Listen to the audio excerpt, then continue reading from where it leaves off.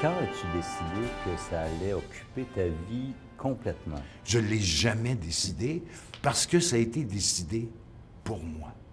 Tu sais, c'est un peu... La musique a décidé pour toi. Voilà.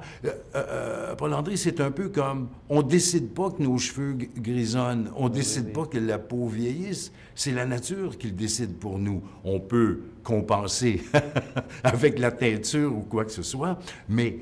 Dans mon cas, je n'ai jamais pris cette décision-là parce que cette décision-là était... Tu sais, je vais utiliser un terme anglais si on le permet. I was branded. Tu sais, la marque était là. C'était comme absolument rentré dans ma peau que ma vie serait dans la musique.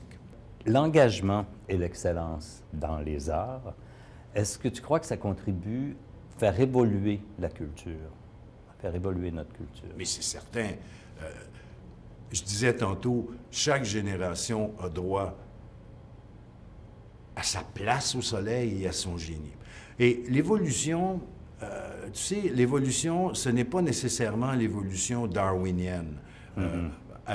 On part d'un point A pour aller à un point B, pour aller à un point C, parce qu'il peut y avoir une évolution transversale aussi. C'est-à-dire que ça ne veut pas dire qu'on piétine.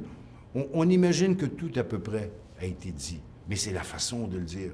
Moi, j'ai toujours eu des grandes inquiétudes et des insomnies quand j'étais plus jeune, en me disant « Qui suis-je pour écrire de la musique après Jean-Sébastien Bach? » Parce que si on regarde la musique de Jean-Sébastien Bach, c'est la perfection. C'est l'équilibre total entre l'expression et la forme, la géométrie, l'arithmétique, les mathématiques, les structures. Mais il y a Haydn qui est arrivé, puis Mozart est arrivé, puis Brahms est arrivé, puis Wagner est arrivé, puis Mahler est arrivé, puis Stravinsky est arrivé. Chaque génération pousse pour sa propre place au soleil.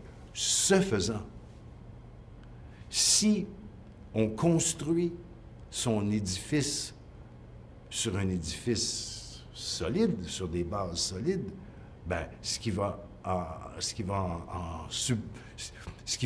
en résulter, c'est quelque chose qui va être excellent parce que ça va être bâti solide.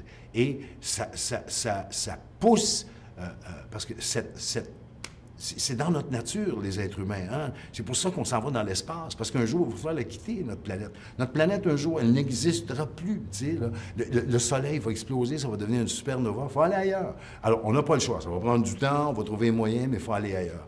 Et le fait de prendre comme modèle quelque chose qui est en soi excellent, bien, nous pousse à nous dépasser et à faire quelque chose qui, on le souhaite, c'est encore plus excellent.